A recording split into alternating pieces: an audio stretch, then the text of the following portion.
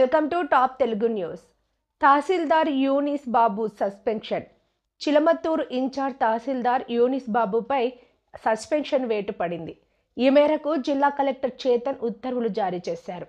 గతంలో చిలమత్తూరు ఇన్ఛార్జ్ తహసీల్దార్గా పనిచేసిన సమయంలో యూనిస్ బాబు చాగలేరు గ్రామానికి చెందిన ఓ రైతుకు చెందిన 23 ఎకరాల భూమిని ఇతరులకు ముటేషన్ చేశారని జాయింట్ కలెక్టర్కి ఫిర్యాదు చేసిన బాధితులు ఫిర్యాదు మేరకు ఉన్నతాధికారులు విచారణ చేపట్టి ఆరోపణలు నిజమని తేలడంతో వెంటనే డిప్యూటీ తహసీల్దార్గా ఉన్న యూనిస్ బాబును సస్పెండ్ చేస్తూ కలెక్టర్ చేతన్ ఉత్తర్వులు జారీ చేశారు.